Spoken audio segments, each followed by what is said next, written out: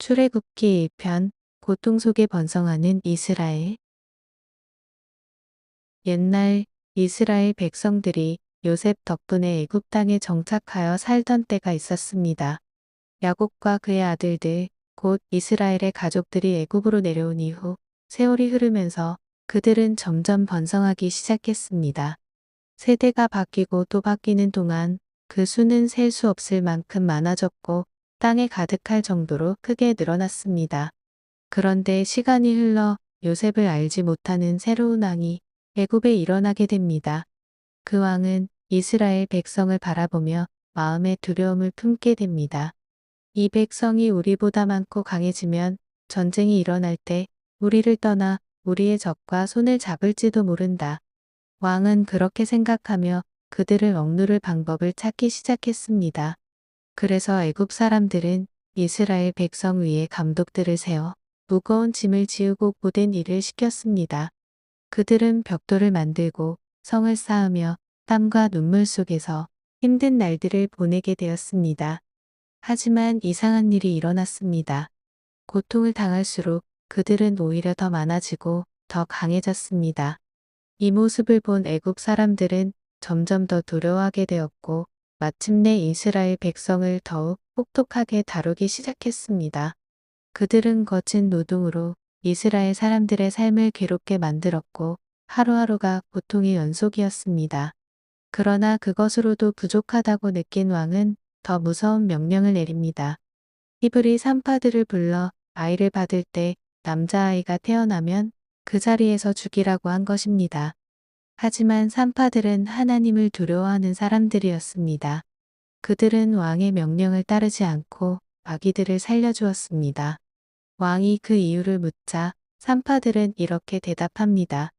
히브리 여인들은 건강하여 우리가 도착하기 전에 이미 아이를 낳습니다. 그 말에 왕은 어찌할 수 없었습니다. 하나님께서는 이 산파들에게 은혜를 베푸셨고 그들의 집을 세워주셨습니다. 그리고 이스라엘 백성은 더욱 번성하고 강해져 갔습니다. 그러자 왕은 마지막으로 더 잔인한 명령을 내립니다. 히브리 사람의 남자아이가 태어나면 모두 나일강에 던져라. 여자아이만 살려두어라. 이렇게 해서 이스라엘 백성의 고난은 더욱 깊어졌고 애굽 땅에는 어두운 그림자가 드리워지기 시작했습니다. 하지만 아무도 알지 못했습니다. 이 절망 속에서 하나님께서 한 아이를 통해 놀라운 구원의 역사를 시작하실 것을. 출애굽기 2편 물에서 건져진 아기 모세. 이스라엘 백성이 애굽에서 혹독한 노예 생활로 신음하던 그때였습니다. 레위 지파의 한 가정에 아기가 태어났는데 그 아기는 매우 아름다워 어머니는 아기를 3달 동안 숨겨 키웠습니다. 더 이상 숨길 수 없게 되자 어머니는 갈대 상자를 만들어 역청을 발라 물이 새지 않게 하고 그 안에 아기를 넣어 나일 강 갈대 사이에 띄워 놓았습니다. 아기의 누이는 멀리서 지켜보고 있자 마침 바로의 딸이 목욕하러 나일 강으로 내려와 갈대 사이에 있는 상자를 발견했습니다. 시녀에게 상자를 가져오게 하여 열어보니 아기가 울고 있자 공주는 히브리 사람의 아기로 알아보고 그녀의 마음에 연민이 생겼습니다. 그때 누이가 다가와 히브리 여인 중에서 이 아이에게 젖을 먹일 유모를 불러드릴까요? 공주가 허락하자 누이는 곧 어머니를 데려왔고 어머니는 자신의 아기에게 젖을 먹여 키웠습니다. 아기가 자라자 바로의 딸에게 데려갔고 공주는 자신의 아들처럼 길러 이름을 모세라고 지었는데 내가 그를 물에서 건져냈다는 뜻이었습니다. 세월이 흘러 장성한 모세가 어느 날 동족 히브리 사람들이 애굽 사람에게 학대받는 모습을 보자 그 애굽 사람을 쳐 죽이고 모래 속에 숨겼습니다. 다음 날 두 히브리 사람이 다투는 것을 보고 말리려 하자 그들은 오히려 모세를 향해 누가 너를 우리의 지도자로 세웠느냐? 어제 그 애굽 사람처럼 우리도 죽이려 하느냐? 모세는 두려웠고 일이 바로에게 알려지자 그는 애굽을 떠나 미디안 땅으로 도망갔습니다. 미디안에서 모세는 우물가에 앉아 있었는데 미디안 제사장 딸들이 물을 기르러 오자 목자들이 와서 그들을 쫓아내려 할 때 모세가 일어나 그들을 도와주고 양들에게 물도 먹였습니다. 그 일로 모세는 그 집에 머물게 되었고 제사장의 딸 십보라와 결혼해 아들을 낳았는데 이름을 게르솜이라 지었습니다. 게르솜은 내가 타국에서 나그네가 되었다는 뜻이었습니다. 한편 애굽에서는 이스라엘 백성들의 고통이 여전했고 그들은 괴로움 속에서 하나님께 부르짖었습니다. 그들의 탄식이 하늘에 닿았고 하나님께서는 아브라함과 이삭과 야곱에게 하신 언약을 기억하셨습니다. 출애굽기 3편 불타는 떨기나무의 부르심 이야기입니다. 모세가 미디안 광야에서 장인 이드로의 양떼를 치고 있었습니다. 어느 날 그는 양들을 이끌고 하나님의 산 호렙에 이르렀습니다. 그리고 그곳에서 놀라운 광경을 보았습니다. 한 떨기나무의 불이 붙어 활활 타오르고 있었지만 나무는 타서 없어지지 않았습니다. 모세는 이 큰 광경을 보리라. 어찌하여 떨기나무가 타지 아니하는가? 하며 가까이 다가가려 했습니다. 그때 하나님께서 불꽃 가운데서 그를 부르셨습니다. 모세야, 모세야. 모세가 대답했습니다. 내가 여기 있나이다. 하나님께서 말씀하셨습니다. 이리로 가까이 오지 말라. 내가 선 곳은 거룩한 땅이니 내 발에서 신을 벗으라. 모세는 두려워 얼굴을 가렸습니다. 하나님께서 다시 말씀하셨습니다. 나는 내 조상의 하나님이니 아브라함의 하나님, 이삭의 하나님, 야곱의 하나님이라. 내가 애굽에서 고통받는 내 백성의 소리를 듣고 그들의 괴로움을 알고 있다. 그러므로 내가 내려가서 그들을 애굽의 손에서 건져내어 젖과 꿀이 흐르는 좋은 땅으로 인도하려 한다. 이제 내가 너를 바로에게 보내어 내 백성 이스라엘 자손을 애굽에서 인도하여 내게 하리라. 모세가 놀라며 말했습니다. 제가 누구이기에 바로에게 가며 이스라엘 자손을 인도해 내겠습니까? 하나님께서 대답했습니다. 내가 반드시 너와 함께 하리라. 모세는 여전히 두려웠습니다. 그들이 내 말을 믿지 않으면 어떻게 합니까? 그러자 하나님께서 자신의 이름을 알려주셨습니다. 나는 스스로 있는 자니라. 너는 이스라엘 자손에게 이르기를 스스로 있는 자가 나를 너희에게 보내셨다 하라. 하나님은 또 이스라엘 장로들을 모아 함께 애굽 왕에게 가라고 하시며 처음에는 바로가 보내지 않겠지만 강한 손으로 치면 결국 보내게 될 것이라고 약속하셨습니다.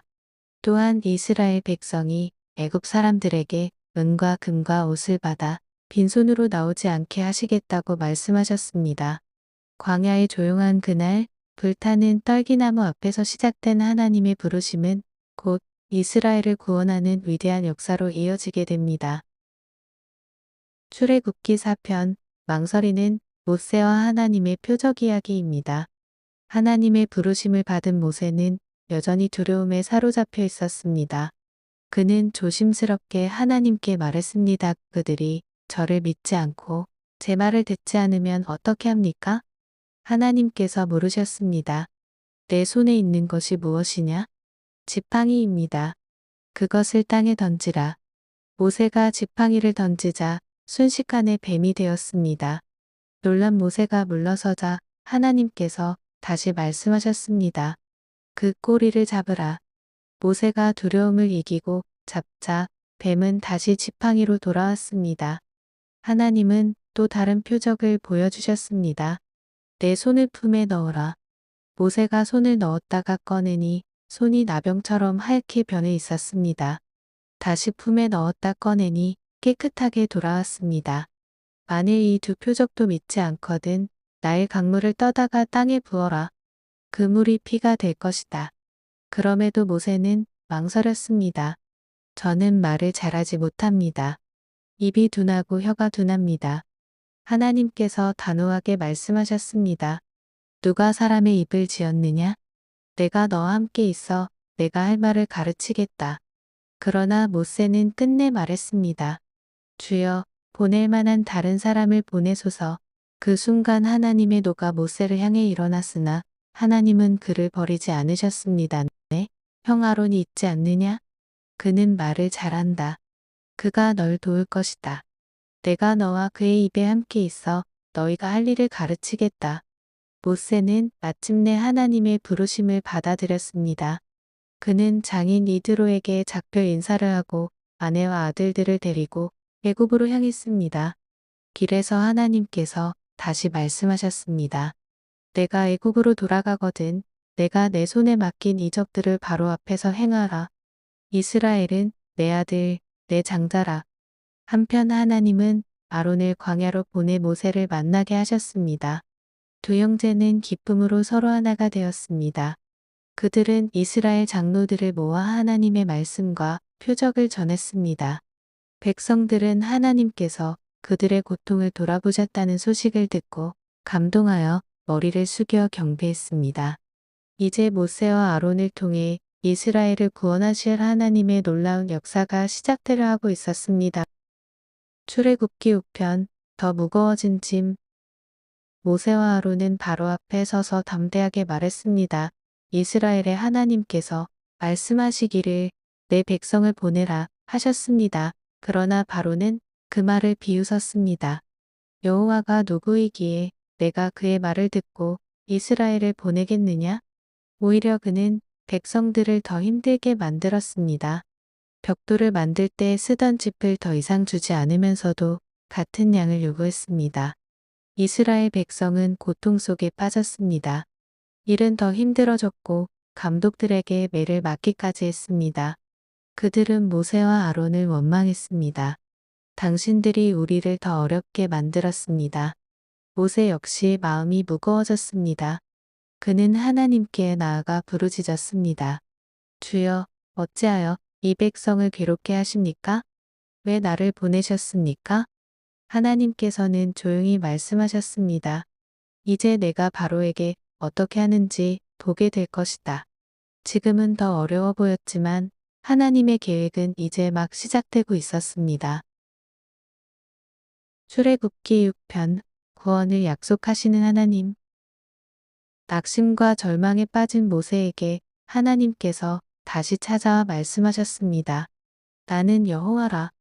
내가 아브라함과 이삭과 야곱에게 언약한 것을 반드시 이루겠다. 하나님은 이스라엘 백성들이 애굽에서 당하는 무거운 고통을 다 보고 계셨습니다.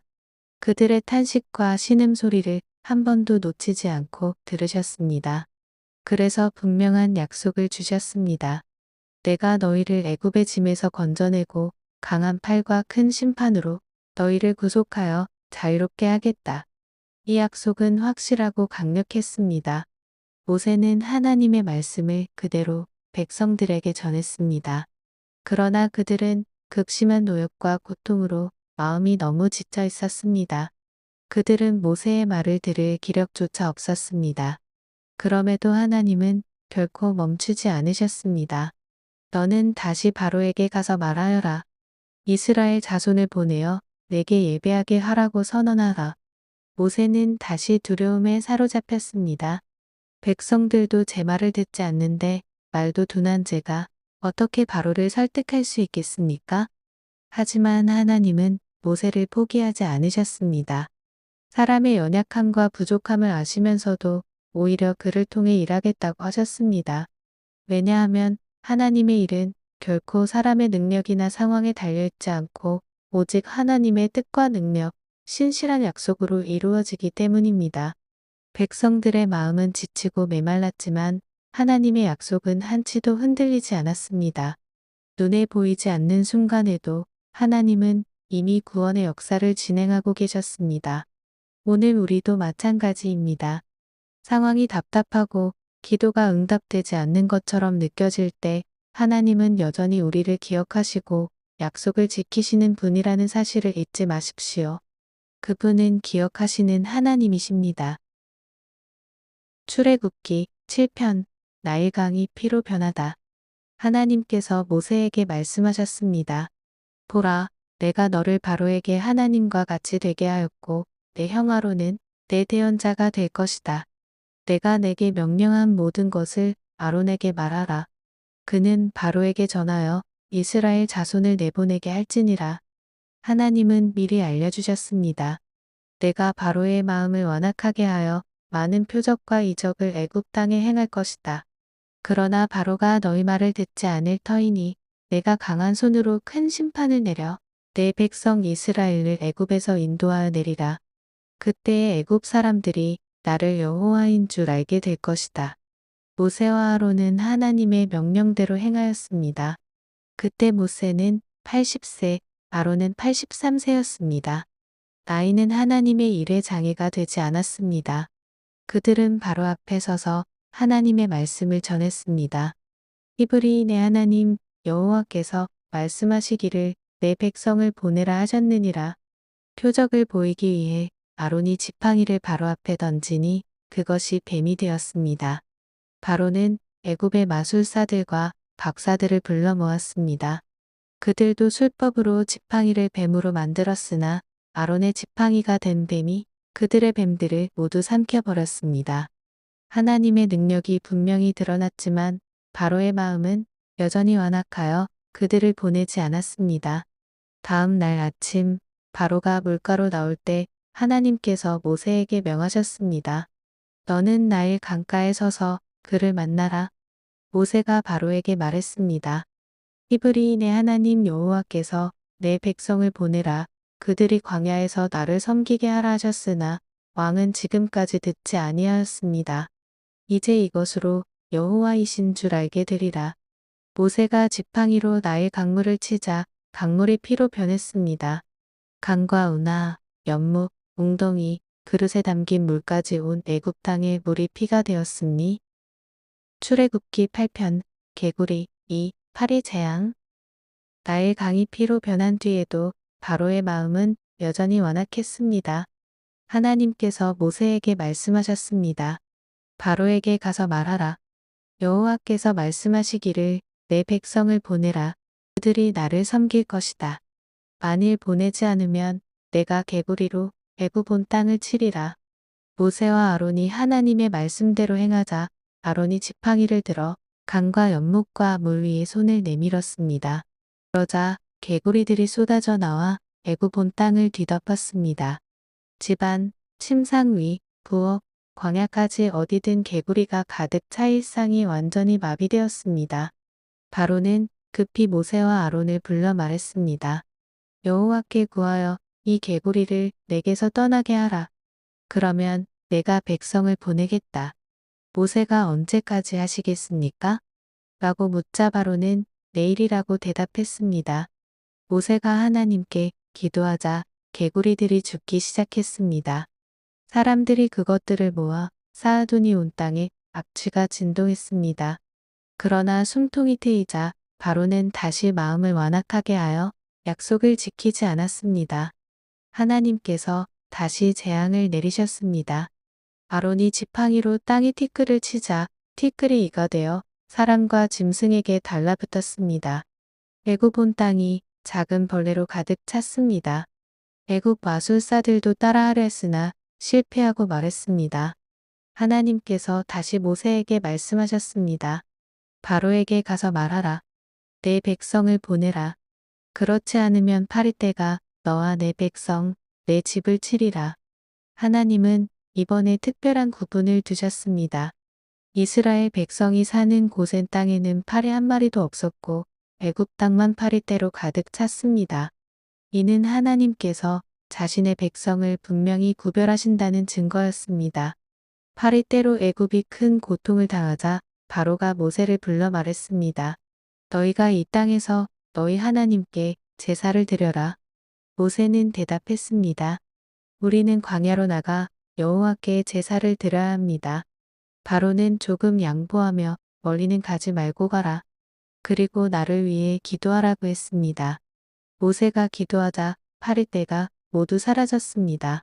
그러나 파리가 사라지자마자 바로는 다시 마음을 돌려 이스라엘 백성을 보내지 않았고 바로의 완악함은 더욱 단단해졌습니다. 그러나 하나님의 구원 계획은 한 걸음씩 앞으로 나아가고 있었습니다. 이제 더 강력한 재앙들이 애굽을 향해 다가오고 있었습니다. 출애굽기 9편 가축 전염병, 종기, 우박 재앙. 하나님의 재앙은 계속 이어졌습니다. 바로의 마음이 완악해질수록 하나님의 손은 더욱 강력하게 나타났습니다. 하나님께서 모세에게 말씀하셨습니다. 바로에게 가서 말하라. 히브리인의 하나님 여호와께서 이르시되 내 백성을 보내라.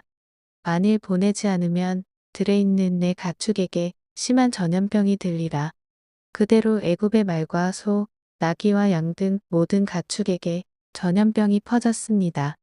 들판은 죽은 짐승으로 가득했지만 이스라엘 백성의 가축은 한 마리도 죽지 않았습니다. 바로가 확인해 보았지만 결과는 분명했습니다. 그래도 바로는 마음을 돌리지 않았습니다. 하나님께서 다시 명령하셨습니다. 모세와 아론이 화덕의 재를 하늘을 향해 날리자 온 애굽 땅에 악성 종기가 생겼습니다. 사람과 짐승이 고통스러운 상처로 괴로워했으며 마술사들조차 모세 앞에 설 수 없었습니다. 그러나 바로의 마음은 여전히 완고했습니다. 하나님께서 모세에게 다시 말씀하셨습니다. 내일 이맘때에 전에 없던 큰 누박을 내리리라. 들에 있는 것은 모두 집으로 피하라. 일부 애굽 사람들은 두려워하며 가축을 집 안으로 들였지만 많은 사람들은 무시했습니다. 다음 날 불이 섞인 듯한 것엔 우박이 쏟아져 들판의 사람과 짐승, 곡식과 나무를 부숴버렸습니다. 그러나 고센 땅에는 우박이 내리지 않았습니다. 바로가 모세를 불러 외쳤습니다. 이번에는 내가 죄를 지었다. 여호와는 의로우시고 우리는 악하다. 기도하여 우박을 그치게 하라. 그러면 보내겠다. 모세가 기도하자 우박이 멈췄습니다. 그러나 날씨가 좋아지자 바로는 다시 마음을 완악하게 하여 약속을 어겼습니다. 가축의 죽음, 몸을 썩게 하는 종기, 하늘에서 내린 불과 우박까지. 재앙은 점점 강해졌습니다. 이는 하나님의 뜻과 완악한 인간의 마음 사이의 싸움이었습니다. 곧 더 무서운 재앙이 다가오고 있었습니다. 출애굽기 10편 메뚜기와 흑암, 심판의 절정으로. 애굽 땅에 여러 재앙이 지나갔지만 바로의 마음은 여전히 완고했습니다. 하나님께서 모세에게 말씀하셨습니다. 바로에게 가라. 내가 그의 마음을 완악하게 한 것은 내 표적을 보이기 위함이요. 후대에 내가 애굽에서 행한 일을 전하게 하려는 것이다. 모세와 아론이 바로 앞에 서서 말했습니다. 히브리인의 하나님 여호와께서 말씀하시기를 언제까지 내 앞에 겸비하지 않겠느냐? 내 백성을 보내라. 그들이 나를 섬길 것이다. 그렇지 않으면 내일 메뚜기를 보내어 땅을 덮고 남은 모든 것을 먹어치우리라. 바로의 신하들이 두려워하며 간청했습니다. 이 사람이 언제까지 우리를 괴롭히겠습니까? 그들을 보내어 하나님을 섬기게 하소서. 애굽이 이미 망하고 있습니다.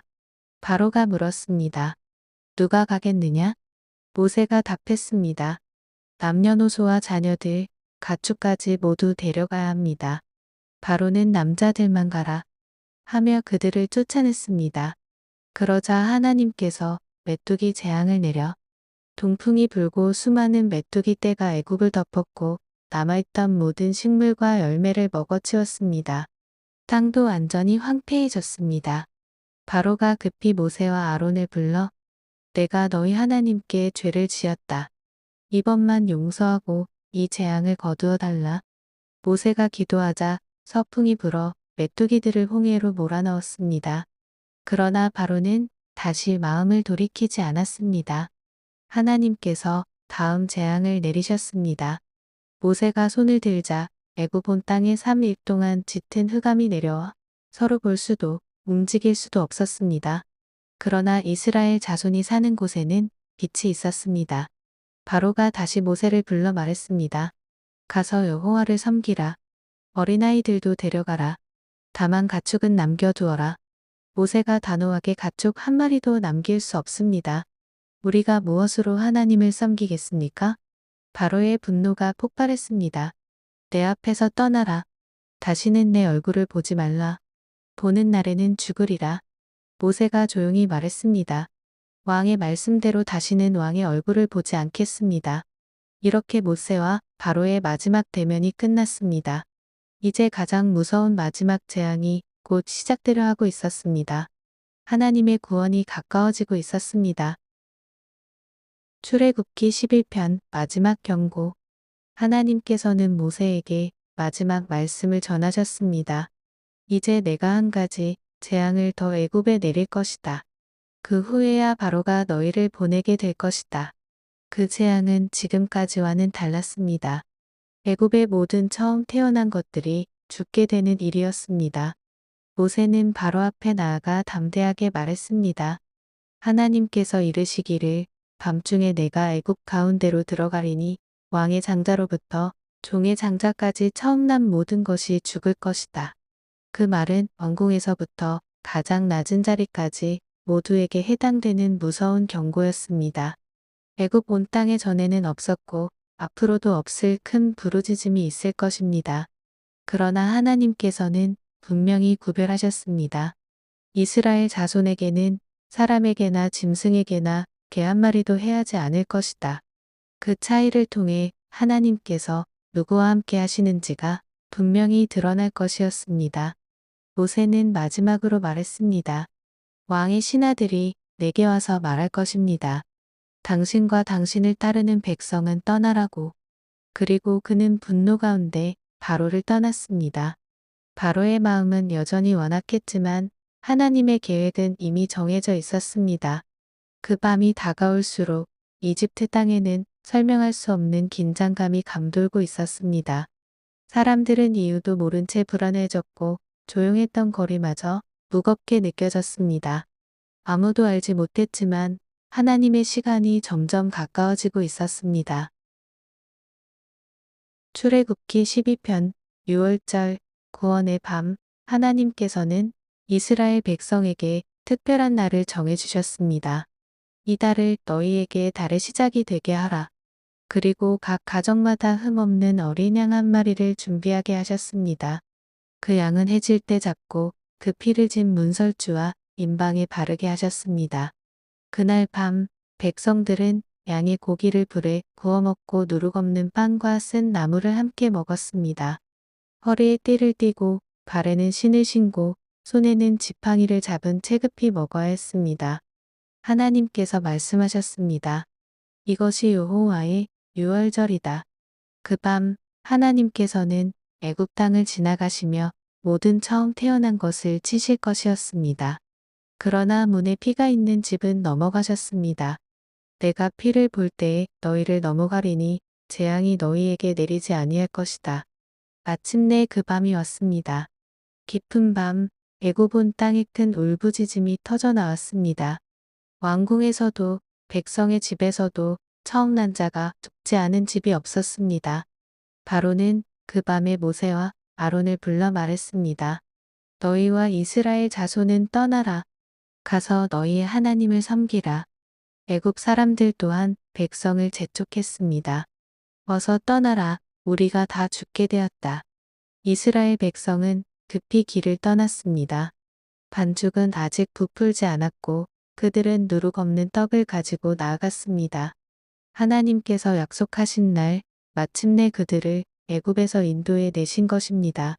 그 밤은 하나님의 구원이 시작된 밤이었습니다. 그리고 이 날은 대대로 기억해야 할 날이 되었습니다. 출애굽기 13편 인도하시는 하나님. 하나님께서 모세에게 말씀하셨습니다. 이스라엘 가운데 처음 태어난 모든 것을 내게 구별하여 바치라. 사람이든 짐승이든 처음 난 것은 다 내 것이다. 이는 하나님께서 애굽에서 처음 난 것을 치실 때 이스라엘을 지켜주신 이를 기억하게 하기 위함이었습니다. 모세는 백성에게 말했습니다. 너희는 이 날을 기억하라. 여호와께서 강한 손으로 너희를 애굽 종되었던 집에서 인도하여 내셨다. 그리고 해마다 이 날을 기념하며 누룩 없는 떡을 먹도록 하셨습니다. 이는 급히 떠나던 그날을 잊지 않기 위함이었습니다. 너희 자녀가 묻거든 말하라. 이것은 하나님께서 우리를 구원하신 이를 기념하는 것이다. 마침내 이스라엘 백성은 애굽을 떠나 길을 나섰습니다. 하나님께서는 그들을 가장 가까운 길로 인도하지 않으셨습니다. 전쟁을 보게 되면 마음이 약해져 돌아갈까 염려하셨기 때문입니다. 그래서 하나님께서는 광야 길로 백성을 인도하셨습니다. 이스라엘 자손은 질서 있게 나아갔고 모세는 요셉의 뼈를 가지고 함께 길을 떠났습니다. 이는 요셉이 남긴 약속을 지키기 위함이었습니다. 하나님께서는 낮에는 구름 기둥으로 밤에는 불 기둥으로 그들을 인도하셨습니다. 낮에는 구름이 길을 보여주고 밤에는 불빛이 어둠을 밝혔습니다. 그 구름 기둥과 불 기둥은 백성 앞에서 떠나지 않았습니다. 이스라엘 백성은 눈에 보이는 하나님의 인도를 따라 한 걸음씩 나아갔습니다. 그 길은 낯설고 험했지만 하나님께서 함께 하신다는 사실이 그들에게 가장 큰 힘이 되었습니다. 출애굽기 14편 길을 여시는 하나님. 이스라엘 백성이 애굽을 떠난 후 하나님께서는 그들을 일부러 홍해 앞바닷가로 인도하셨습니다. 그러자 바로 왕의 마음이 다시 완악해져 병거 600대와 모든 기병과 군대를 이끌고 이스라엘을 맹렬히 뒤쫓았습니다. 앞에는 홍해가 막고 있고 뒤에서는 애굽의 강력한 군대가 빠르게 다가오고 있었습니다.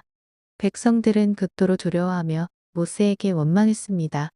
애굽에 무덤이 없어서 광야에서 죽게 하려고 우리를 데리고 나왔습니까? 모세가 담대하게 외쳤습니다. 두려워하지 말라.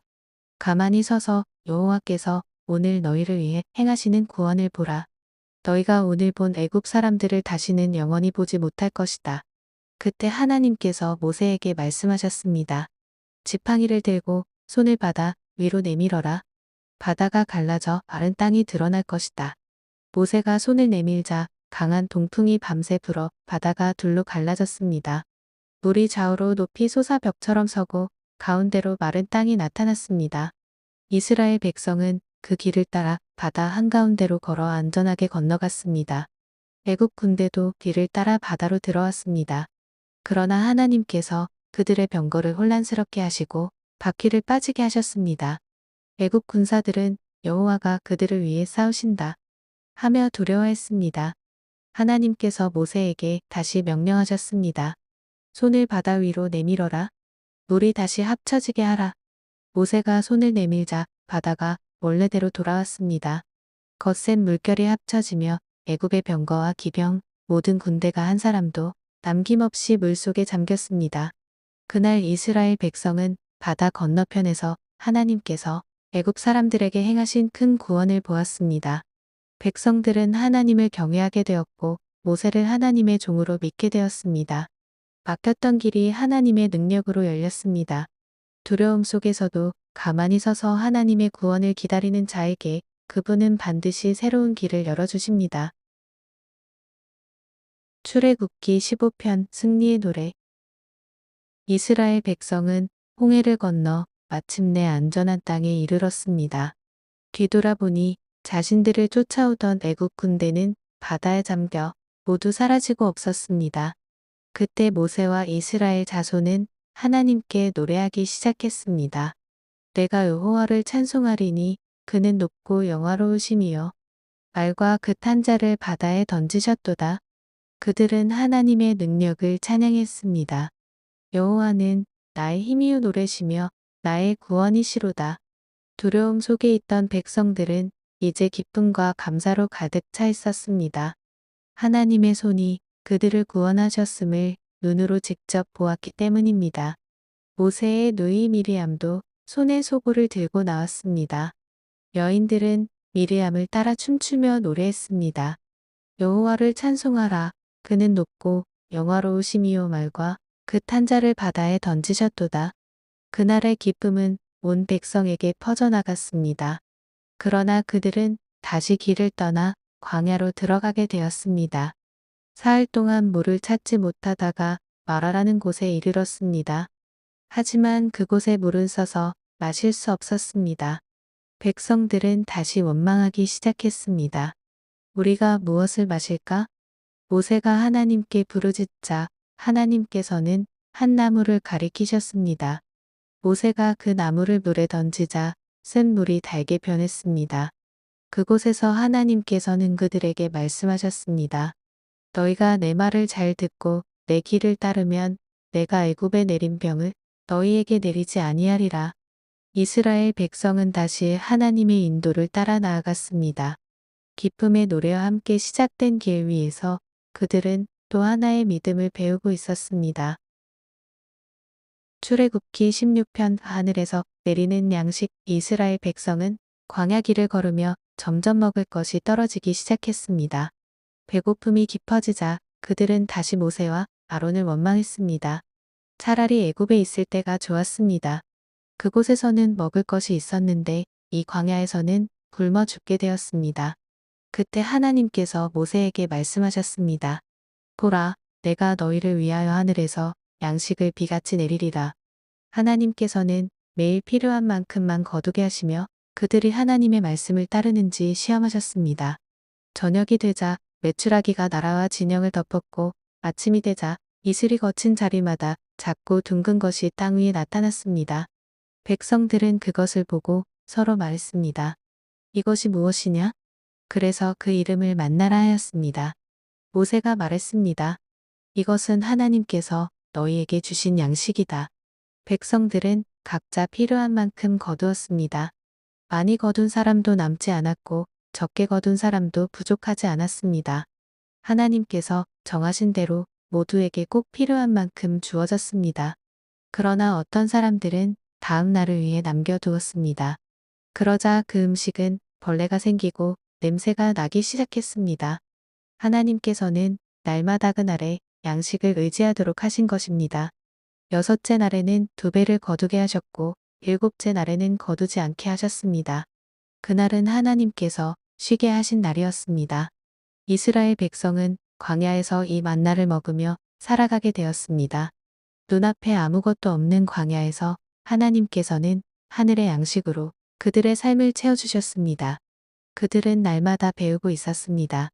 하나님께서 주시는 것은 언제나 부족함이 없다는 것을. 출애굽기 17편 반석에서 흐르는 물. 이스라엘 백성은 하나님의 인도하심을 따라 광야 길을 계속 걸어갔습니다.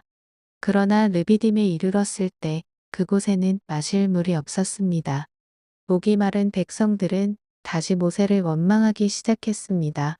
왜 우리를 애굽에서 인도해 내어 우리와 자녀와 가축을 목말라 죽게 하느냐? 모세는 하나님께 부르짖었습니다. 이 백성을 내가 어떻게 해야 합니까? 곧 저를 돌로 치려 합니다. 그때 하나님께서 말씀하셨습니다. 백성 앞을 지나가며 이스라엘 장로들을 데리고 내 손에 지팡이를 잡고 가라. 내가 호렙 산의 반석 위에 서리니 너는 그 반석을 치라. 그러면 그곳에서 물이 나와 백성이 마시게 될 것이다. 모세는 하나님께서 말씀하신 대로 백성들 앞에서 반석을 쳤습니다. 그러자 놀랍게도 단단한 바위에서 물이 터져 나와 광야에 흐르기 시작했습니다. 백성들은 그 물을 마시며 생명을 이어갈 수 있었습니다. 모세는 그곳 이름을 마사와 무리바라 불렀습니다. 이는 백성이 다투고 하나님을 시험하며 말하기를 여호와께서 우리 가운데 계신가? 라고 했기 때문입니다. 그때 아말렉이 와서 이스라엘과 싸우기 시작했습니다. 모세는 여호수아에게 말했습니다.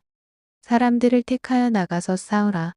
나는 하나님의 지팡이를 손에 들고 산 꼭대기에 서 있겠다. 전투가 시작되었고 모세가 손을 들고 있을 때에는 이스라엘이 이기고 손이 내려오면 아말렉이 이겼습니다. 모세의 팔이 피곤해지자 아론과 훌리 그의 양쪽에서 팔을 붙들어 주었습니다. 해가 질 때까지 그의 손은 내려오지 않았고 결국 이스라엘이 승리하게 되었습니다. 모세는 제단을 쌓고 말했습니다. 여호와는 나의 깃발이시다. 광야의 메마른 땅에서도 전쟁의 한가운데에서도 하나님은 여전히 함께 하셨습니다. 그분은 생명의 물이 되시고 우리의 승리가 되시는 분이십니다. 오늘도 하나님께서는 우리의 삶 가운데서 필요한 것을 채우시고 우리를 지켜주십니다. 출애굽기 18편 지혜를 세우시는 하나님. 모세의 장인 이드로는 하나님께서 이스라엘을 위해 행하신 모든 일을 듣게 되었습니다. 그는 모세의 아내와 아들들을 데리고 광야에 있는 모세를 찾아왔습니다.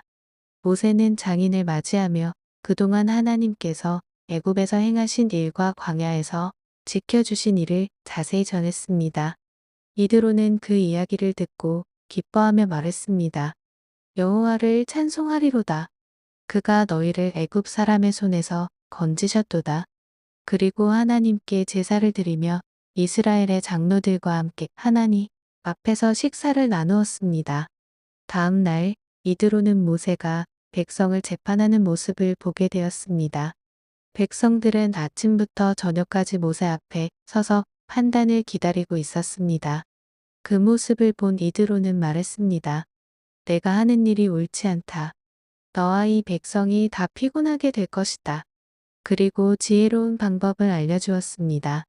능력 있는 사람들을 세워 1000부장, 100부장, 50부장, 10부장으로 삼아라. 작은 일은 그들이 맡게 하고 큰 일만 내가 담당하라. 모세는 장인의 말을 듣고 그대로 행했습니다. 각 사람에게 역할을 맡기자 백성들의 문제는 더 빠르게 해결되었고 모세의 짐도 가벼워졌습니다. 모든 일을 혼자 짊어지던 자리에서 함께 나누는 자리로 바뀌게 된 것입니다. 이드로는 평안히 돌아갔고 이스라엘은 새로운 질서 속에서 광야 길을 이어가게 되었습니다. 하나님께서는 모세에게 능력뿐 아니라 지혜로운 방법도 허락하셨습니다. 함께 나누는 지혜 속에서 백성은 더 견고해지고 길은 더욱 분명해졌습니다. 출애굽기 19편 신의 산에 임하신 하나님. 이스라엘 백성은 애굽을 떠난 지석달이 되었을 때 신의 광야에 이르렀습니다. 그들은 신의 산 앞에 장막을 치고 그곳에 머물게 되었습니다. 모세는 하나님께로 올라갔고 하나님께서 그를 부르셨습니다. 너는 이스라엘 자손에게 말하라. 내가 애굽 사람에게 어떻게 행하였는지 또 내가 어떻게 너희를 독수리 날개로 업어내게로 인도하였는지 보았느니라. 그리고 하나님께서는 백성에게 약속하셨습니다.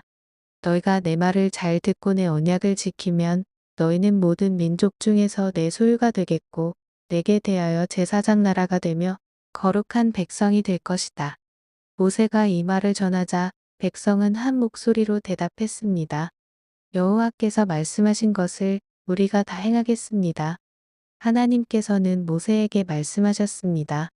내가 빽빽한 구름 가운데서 내게 임하여 말하리니 백성이 듣고 너를 믿게 하려 함이라. 그리고 백성을 준비시키라 하셨습니다. 이틀 동안 자신을 깨끗하게 하고 셋째 날을 기다리게 하셨습니다.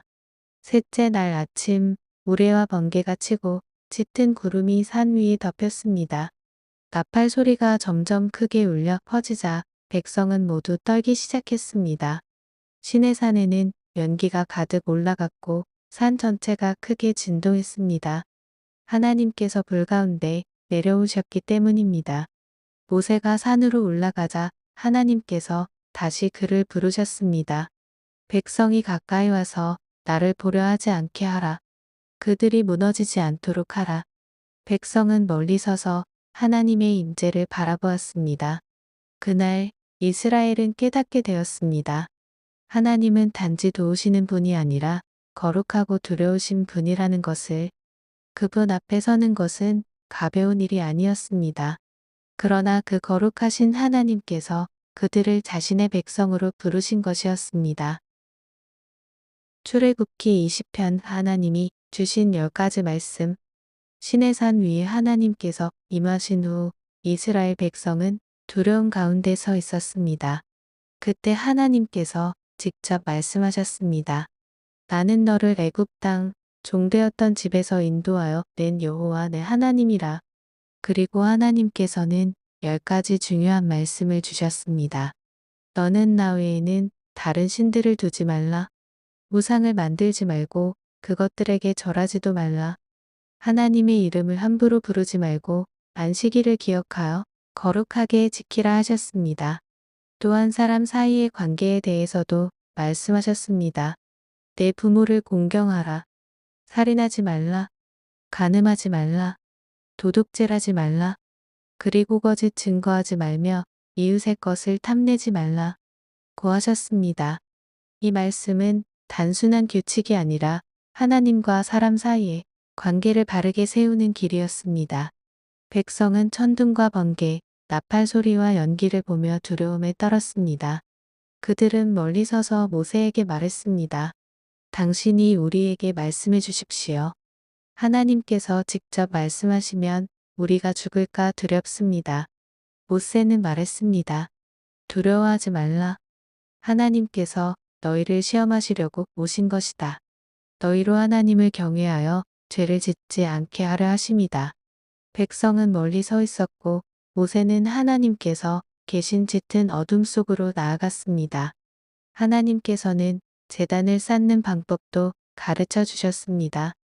사람의 욕심이나 자랑이 아닌 하나님께만 드리는 예배를 원하셨습니다. 그날 이스라엘 백성은 깨닫게 되었습니다. 하나님은 단지 능력이 크신 분이 아니라 삶의 기준을 세우시는 분이라는 것을 그분의 말씀은 그들의 길이 되고 삶의 방향이 되었습니다. 출애굽기 21편 삶을 세우는 하나님의 기준.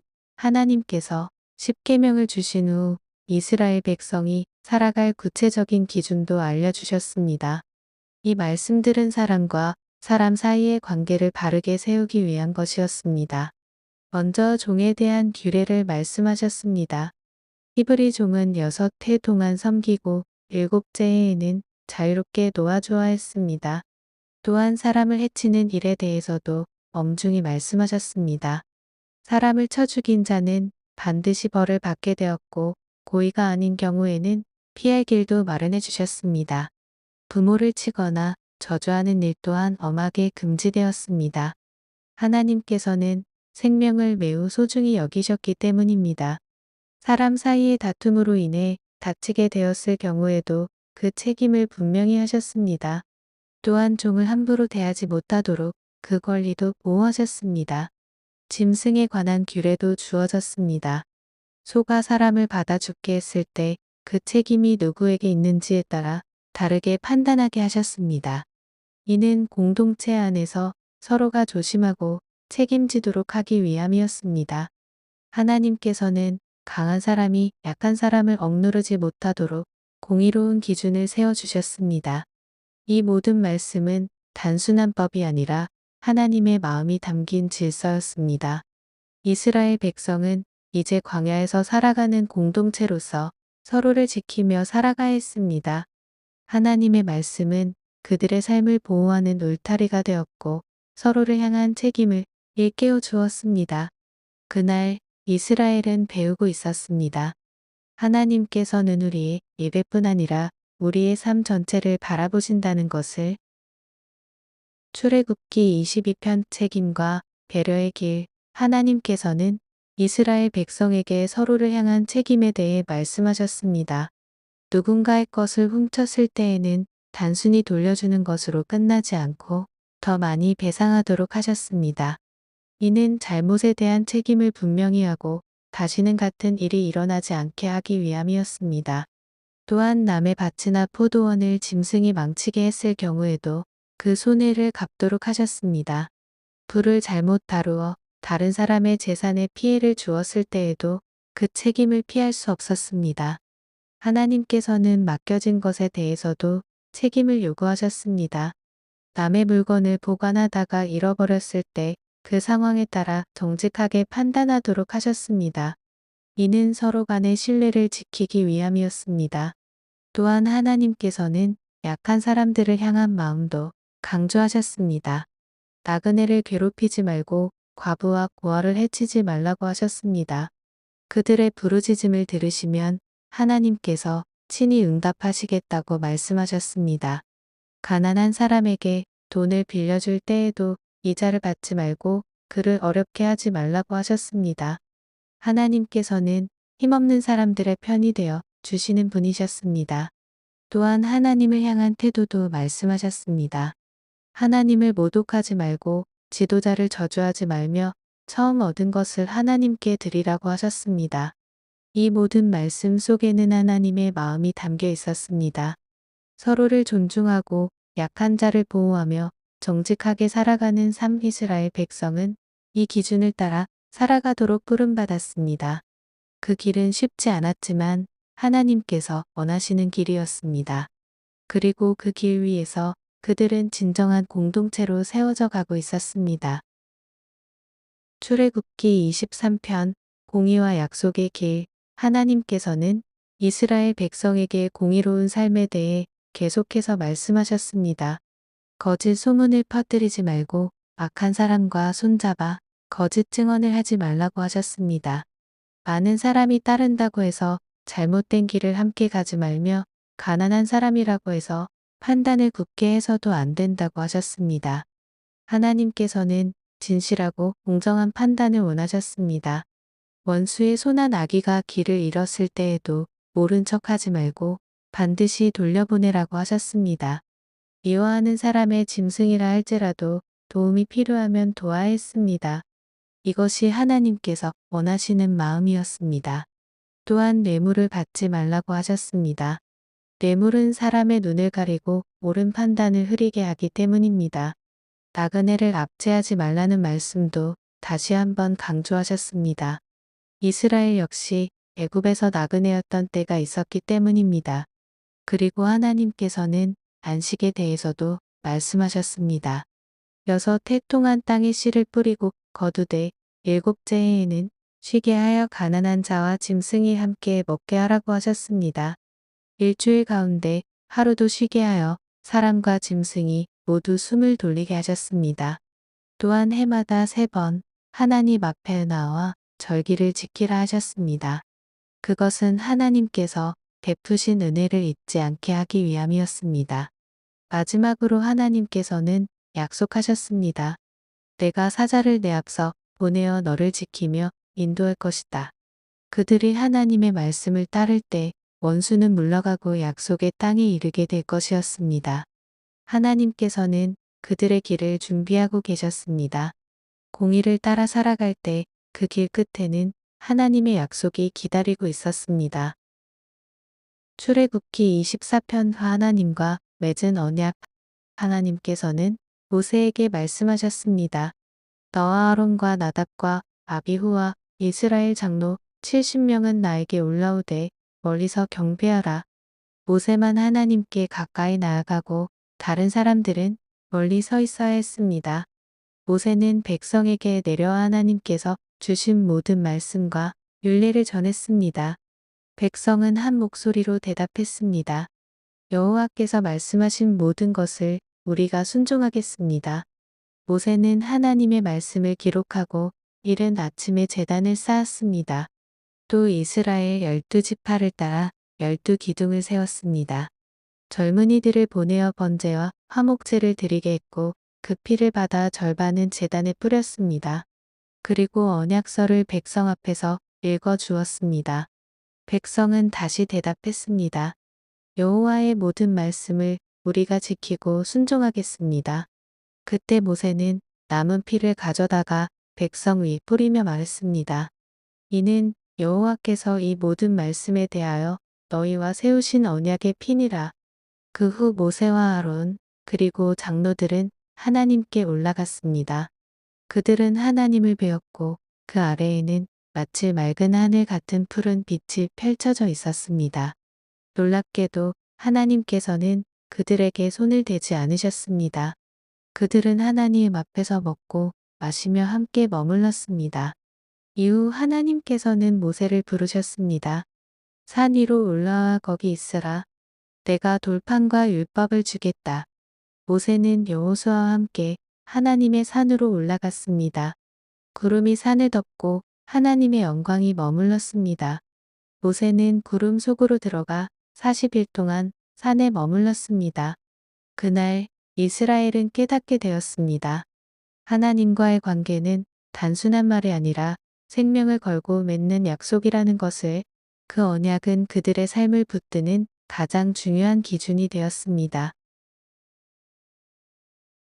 출애굽기 25편. 하나님이 거하실 곳. 하나님께서 모세에게 말씀하셨습니다. 이스라엘 자손에게 내게 드릴 예물을 가져오게 하라. 마음이 깊은 자가 자원하여 드리는 것을 받으라. 백성은 금과 은과 놋, 청색, 자색, 홍색 실과 고운 배실, 염소털과 붉은 물들인 가죽, 해달의 가죽, 조각목과 기름, 향료와 보석들을 가져왔습니다. 하나님께서는 말씀하셨습니다. 내가 그들 중에 거할 성소를 만들게 하라. 그 성막은 사람이 만든 집이 아니라 하나님께서 직접 보여주신 모양대로 만들어져야 했습니다. 가장 먼저 언약궤를 만들라 하셨습니다. 조각목으로 만들고 안팎을 순금으로 입히며 내 모퉁이에 금고리를 달아 채를 키우게 하셨습니다. 그 궤 안에는 하나님의 증거, 곧 돌판을 넣게 될 것이었습니다. 그리고 그 위에는 속죄소를 만들라 하셨습니다. 순금으로 덮고 그 위에 두 그룹을 만들어 날개로 서로 마주보며 그 날개로 속죄소를 덮게 했습니다. 하나님께서는 말씀하셨습니다. 내가 그 속죄소 위에서 너와 만나고 이스라엘 자손을 위한 모든 일을 말하리라. 또한 상을 만들라 하셨습니다. 그 위에는 항상 하나님 앞에 두는 떡을 두게 하셨습니다. 그리고 순금으로 등잔대를 만들라 하셨습니다. 한 줄기에서 가지가 나와 7 등불이 켜지게 하셨고 그 빛은 성막을 밝히게 될 것이었습니다. 이 모든 것은 사람의 생각이 아니라 하나님께서 보여주신 하늘의 모형이었습니다. 그날 이스라엘은 알게 되었습니다. 하나님은 멀리 계신 분이 아니라 그들 가운데 거하시기를 원하신다는 것을, 그리고 그분과 함께하기 위해서는 정해진 방법과 질서가 필요하다는 것을. 성막은 단순한 건물이 아니라 하나님과 사람이 만나는 자리, 그 거룩한 만남의 시작이었습니다. 출애굽기 26편 성막의 구조. 하나님께서 모세에게 성막의 구조를 자세히 알려주셨습니다. 성막은 단순한 천막이 아니라 하나님께 나아가는 길을 보여주는 거룩한 공간이었습니다. 먼저 성막을 덮는 휘장을 만들라 하셨습니다. 청색, 자색, 홍색 실과 가는 배실로 짜서 만들고 그 위에는 그룹의 형상을 수놓게 하셨습니다. 이 휘장은 성막 안을 나누어 거룩한 공간을 구별하는 역할을 했습니다. 안쪽에는 지성소가 있었고 그곳에는 언약궤가 놓이게 됩니다. 그리고 바깥쪽은 성소라 불리며 등잔대와 상이 놓이게 됩니다. 하나님께서는 이 휘장을 통해 사람이 아무렇게나 들어올 수 없음을 보여주셨습니다. 또한 성막을 덮는 덮개를 만들라 하셨습니다. 염소 털로 만든 덮개와 붉은 물들인 가죽, 그리고 해달의 가죽으로 여러 겹 덮어 성막을 보호하게 하셨습니다. 성막의 벽은 조각목 널판으로 세우고 은받침 위에 단단히 고정하게 하셨습니다. 각 널판은 서로 연결되어 하나의 견고한 구조를 이루게 됩니다. 그리고 성막 입구에는 아름다운 휘장을 달아 그곳으로 들어가게 하셨습니다. 이 모든 것은 하나님께서 보여주신 모양대로 정확하게 만들어져야 했습니다. 그날 이스라엘은 깨닫게 되었습니다. 하나님께 가까이 나아가는 길은 아무렇게나 열려있는 것이 아니라 질서와 거룩함 속에 있다는 것을. 성막은 단순한 장소가 아니라 하나님과 사람 사이의 거리와 그 거룩함을 보여주는 살아있는 메시지였습니다. 그리고 그 길은 점점 더 깊은 곳으로 하나님께 더 가까이 나아가도록 그들을 부르고 있었습니다. 출애굽기 27편 제단과 빛. 하나님께서 모세에게 말씀하셨습니다.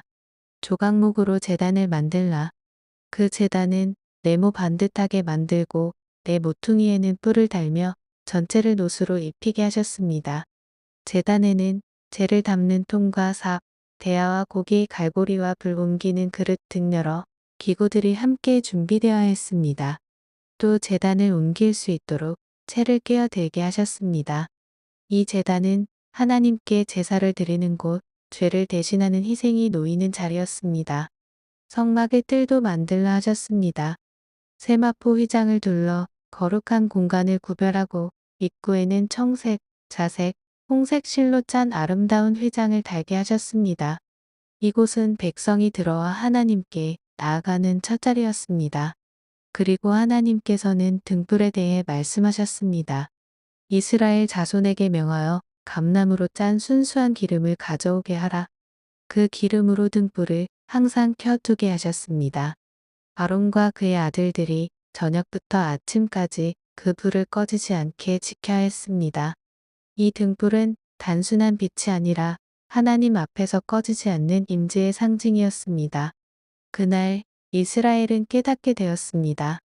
하나님께 나아가기 위해서는 희생이 필요하다는 것, 그리고 그분의 빛은 끊임없이 이어져야 한다는 것을, 재단의 불과 등불의 빛은 하나님과 함께하는 삶이 멈추지 않아야 함을 조용히 말해주고 있었습니다. 출애굽기 28편 하나님 앞에 서는 사람. 하나님께서 모세에게 말씀하셨습니다. 너의 형 아론과 그의 아들들을 이스라엘 자손 중에서 데려다가 내게 제사장 직분을 행하게 하라. 그들은 하나님 앞에 서는 사람, 거룩한 사명을 맡은 자들이었습니다. 하나님께서는 그들을 위한 거룩한 옷을 만들라 하셨습니다. 영광과 아름다움을 위하여 만들라. 먼저 에봇을 만들라 하셨습니다. 금실과 청색, 자색, 홍색 실과 가는 배실로 정교하게 짜고 어깨에는 두 보석을 달게 하셨습니다. 그 보석에는 이스라엘 12지파의 이름을 새겨 아론이 하나님 앞에 나아갈 때마다 그 이름을 기억하게 하셨습니다. 또 흉패를 만들라 하셨습니다. 네 줄로 배열된 12개의 보석에는 각 지파의 이름이 새겨졌습니다. 아론은 이 흉패를 가슴에 달고 하나님 앞에 나아가야 했습니다. 이는 백성을 가슴에 품고 하나님께 나아간다는 뜻이었습니다. 그 안에는 우림과 둠밈을 넣어 하나님의 뜻을 묻도록 하셨습니다. 겉옷은 온통 청색으로 만들고 그 아래에는 석류와 금방울을 달게 하셨습니다. 아론이 하나님 앞에 들어갈 때 그 소리가 들리게 하여 그가 죽지 않도록 하셨습니다. 또 이마에는 순금패를 달고 여호와께 성결이라 새기게 하셨습니다. 그는 언제나 거룩함을 지닌 채 하나님 앞에 서야 했습니다. 이외에도 속옷과 띠, 관까지 모든 옷은 정해진 대로 만들어졌습니다. 그날 이스라엘은 알게 되었습니다. 하나님 앞에 서는 것은 아무나 할 수 있는 일이 아니라는 것을, 그리고 그 자리는 영광이지만 동시에 무거운 책임이라는 것을. 제사장은 단순한 사람이 아니라 백성을 대신하여 하나님 앞에 서는 거룩한 달이었습니다. 출애굽기 29편 제사장을 세우다. 하나님께서 모세에게 말씀하셨습니다. 아론과 그의 아들들을 거룩하게 하여 내게 제사장 직분을 행하게 하라. 먼저 흠없는 수송아지 한 마리와 순양 2마리를 준비하게 하셨습니다. 그리고 누룩 없는 떡과 과자를 만들어 함께 드리게 하셨습니다. 모세는 아론과 그의 아들들을 데려와 물로 씻기고 거룩한 옷을 입혔습니다. 에봇과 흉패를 입히고 머리에는 관을 씌웠습니다. 그 위에 거룩한 관패를 달았습니다. 그리고 기름을 부어 그들을 거룩하게 구별했습니다. 그 다음 수송아지를 잡아 그 피를 제단에 바르고 남은 피는 제단 아래에 쏟았습니다. 이는 그들의 죄를 씻기 위한 속죄의 예식이었습니다. 순양 한 마리는 번제로 드리고 또 다른 순양은 위임식 제물로 드렸습니다. 모세는 그 피를 가져다가 아론과 그의 아들들의 오른쪽 귓불과 손가락과 발가락에 발랐습니다. 이는 그들의 삶 전체가 하나님께 속했음을 의미했습니다. 또 그 피와 기름을 섞어 그들과 그들의 옷 위에 뿌려 거룩하게 했습니다. 이렇게 하여 그들은 하나님께 구별된 사람들이 되었습니다. 하나님께서는 말씀하셨습니다. 이것은 대대로 지킬 규례니라. 또한 매일 아침과 저녁으로 어린 양을 제물로 드리게 하셨습니다. 그곳에서 하나님께서 이스라엘 자손을 만나고 그들 가운데 거하시겠다고 약속하셨습니다. 그날 이스라엘은 깨닫게 되었습니다. 하나님께 쓰임 받는다는 것은 단순한 선택이 아니라 철저한 준비와 거룩함이 필요하다는 것을. 제사장은 그렇게 하나님과 백성 사이에서 거룩한 사명을 감당하는 사람으로 세워졌습니다. 출애굽기 30편 하나님과 이어지는 향기. 하나님께서 모세에게 말씀하셨습니다. 분향할 제단을 만들라. 그 제단은 조각목으로 만들고 금으로 입혀 거룩하게 하며 성소한 휘장 앞에 두게 하셨습니다. 아론은 매일 아침과 저녁으로 그 위에 향을 피워했습니다. 이 향은 끊이지 않고 올라가며 하나님께 드리는 기도를 상징했습니다. 하나님께서는 말씀하셨습니다. 이 향은 거룩한 것이니 다른 용도로 사용하지 말라. 또한 이스라엘 자손이 계수될 때마다 각 사람이 속전을 드리게 하셨습니다. 부자도 가난한 자도 똑같이 반세겔을 드리게 하셨습니다.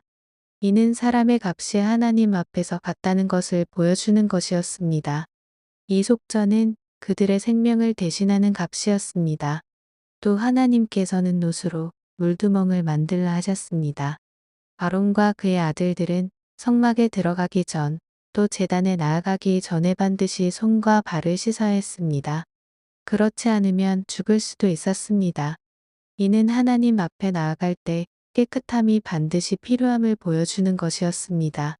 그리고 거룩한 관유와 향을 만들라 하셨습니다. 이 기름은 성막과 기구들, 그리고 제사장에게 발라 거룩하게 구별하는 데 사용되었습니다. 향도 특별한 방법으로 만들어 오직 하나님께만 드려야 했습니다. 그날 이스라엘은 깨닫게 되었습니다. 하나님과의 관계는 한 번의 만남으로 끝나는 것이 아니라 계속 이어져야 한다는 것을, 향은 끊임없이 올라가야 하고 사람은 항상 자신을 깨끗하게 해야 했습니다. 그 관계는 조용하지만 끊어지지 않는 향기처럼 이어져야 했습니다. 출애굽기 31편 하나님이 세우시는 사람. 하나님께서 모세에게 말씀하셨습니다. 내가 유다 지파훌레 손자 우리의 아들 브살레를 지명하여 불렀노라. 하나님께서는 그에게 하나님의 영을 충만하게 하여 지혜와 총명과 지식과 여러 가지 재능을 주셨습니다. 그는 금과 은과 놋을 다루며 보석을 깎아물리며 나무를 새기는 모든 일을 할 수 있었습니다. 하나님께서는 또 단 지파의 오홀리압을 그와 함께 세우셨습니다. 그리고 마음이 지혜로운 모든 사람에게 지혜를 주셔서 성막과 그 안의 모든 것을 만들게 하셨습니다. 그들은 하나님께서 명하신 대로 성막과 기구들, 제사장의 옷과 향과 기름까지 모든 것을 만들게 될 것이었습니다. 이 일은 단순한 기술이 아니라 하나님께서 주신 능력으로 이루어지는 거룩한 사명이었습니다. 하나님께서는 또 안식일에 대해 말씀하셨습니다. 너희는 안식일을 지키라. 이는 나와 너희 사이의 표징이니라. 안식일은 거룩한 날로 아무 일도 하지 않고 쉬어야 했습니다. 이 날을 지키는 것은 하나님께서 그들을 거룩하게 하시는 분임을 기억하는 것이었습니다. 하나님께서는 6날 동안 하늘과 땅을 만드시고 7째 날에 쉬셨습니다. 이스라엘도 그 본을 따라 안식일을 지켜야 했습니다.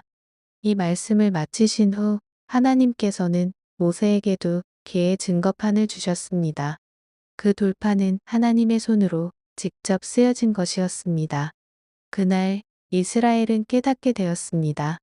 하나님의 일은 사람의 힘만으로 이루어지는 것이 아니라 하나님께서 세우시고 능력을 주실 때 완성된다는 것을, 그리고 쉼 또한 하나님과의 관계 속에서 지켜야 할 거룩한 약속이라는 것을. 출애굽기 32편 무너진 기다림. 모세가 산에 올라간 지 오래되자 백성은 기다림에 지치기 시작했습니다. 그들은 아론에게 말했습니다. 우리를 인도할 신을 만들어 주십시오. 이 모세가 어떻게 되었는지 알 수 없습니다. 아론은 그들의 말을 듣고 금 귀걸이를 모아 불에 녹여 송아지 형상을 만들었습니다. 백성은 그것을 보며 외쳤습니다. 이스라엘아, 이것이 너를 애굽에서 인도해 낸 신이다. 아론은 그 앞에 제단을 쌓고 말했습니다. 내일은 여호와의 절일이다. 다음 날 백성은 일찍 일어나 번제와 화목제를 드리고 먹고 마시며 일어나서 뛰놀았습니다. 그때 하나님께서 모세에게 말씀하셨습니다.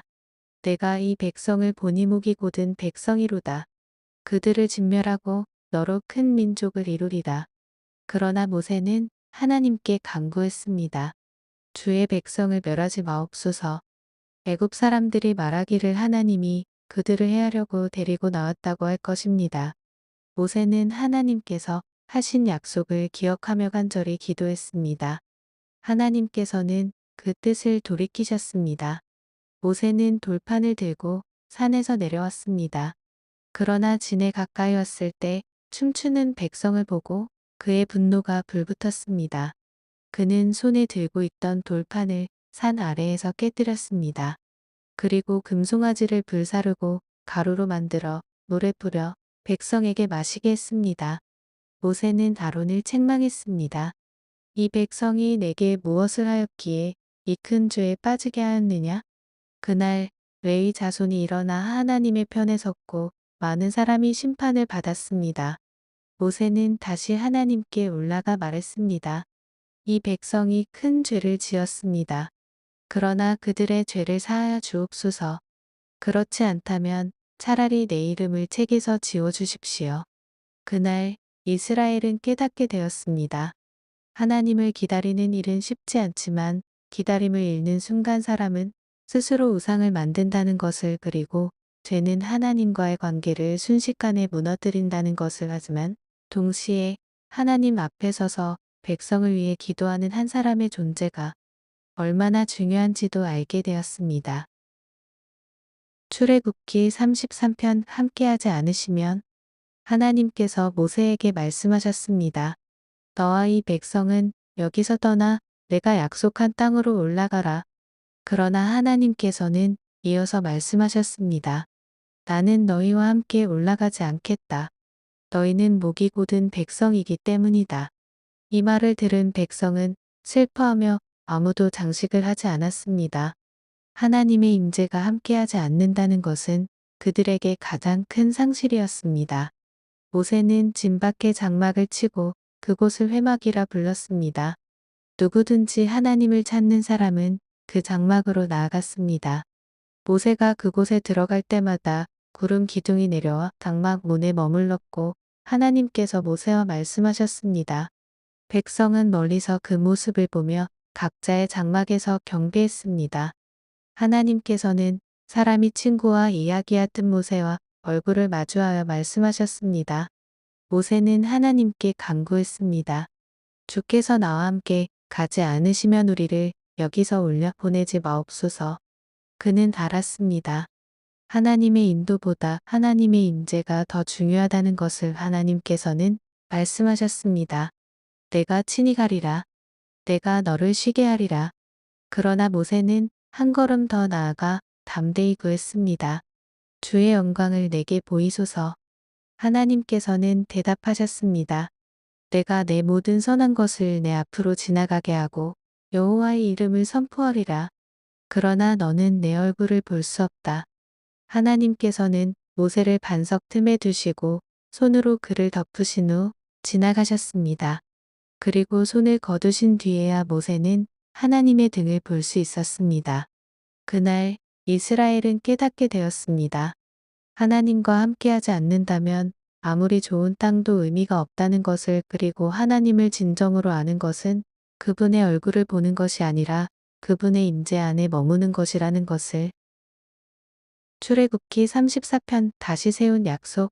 하나님께서 모세에게 말씀하셨습니다. 처음 것과 같은 돌판 둘을 다듬어 올라오라. 내가 깨뜨린 그 판에 있던 말을 내가 다시 쓰리라. 모세는 이른 아침 돌판 둘을 들고 시내 산으로 올라갔습니다. 그곳에서 하나님께서 구름 가운데 내려오셔서 모세와 함께 서셨습니다. 그리고 하나님의 이름을 선포하셨습니다. 여호와라, 여호와라, 자비롭고 은혜롭고 노하기를 더디하며 인자와 진실이 많은 하나님이라. 모세는 급히 땅에 엎드려 경배하며 말했습니다. 주여, 우리가 목이 곧은 백성이지만 우리의 죄와 허물을 사하시고 우리를 주의 기업으로 삼아 주옵소서. 하나님께서는 다시 언약을 세우시며 이스라엘에게 명하셨습니다. 다른 신을 섬기지 말고 우상을 만들지 말며 하나님의 절기를 지키라 하셨습니다. 또한 처음 난 것은 하나님께 드리고 안식일을 지키며 하나님과의 약속을 잊지 말라 하셨습니다. 모세는 그곳에서 40일 40일을 먹지도 마시지도 않고 하나님과 함께 있었습니다. 그리고 하나님께서는 언약의 말씀, 곧 십계명을 돌판에 기록하셨습니다. 모세가 산에서 내려올 때 그의 얼굴은 빛나고 있었습니다. 그는 하나님과 함께 있었기 때문에 그 영광이 그의 얼굴에 나타난 것이었습니다. 백성은 그 빛을 보고 두려워했고 모세는 얼굴에 수건을 덮었습니다. 하나님께 나아갈 때는 수건을 벗고 백성에게 나올 때는 다시 덮었습니다. 그날 이스라엘은 깨닫게 되었습니다. 하나님은 심판하시는 분이지만 다시 회복하시는 분이기도 하다는 것을, 그리고 하나님과 함께하는 삶은 사람을 변화시키며 그 영광이 드러난다는 것을, 무너졌던 관계는 다시 세워졌고 그들의 여정은 다시 하나님과 함께 이어지게 되었습니다. 출애굽기 35편 순종으로 드리는 헌. 모세는 온 이스라엘을 불러 말했습니다. 6날은 일하고 7째 날은 여호와께 거룩한 안식일이다. 그리고 성막을 위한 헌물을 말했습니다. 마음이 자원하는 자는 여호와께 드릴지니라. 백성은 금과 은과 보석, 천과 가죽 등 자신의 소중한 것을 가져왔습니다. 남녀 모든 사람이 기쁜 마음으로 드렸고 심지어 장인들은 자신의 기술로 헌신했습니다. 브살렐과 오홀리압, 그리고 지혜로운 사람들은 하나님이 주신 능력으로 일했습니다. 백성의 헌물이 너무 많아 더 이상 가져오지 말라는 명령이 내려졌습니다. 그날 이스라엘은 깨달았습니다. 하나님께 드리는 것은 억지가 아니라 기쁨이어야 한다는 것을.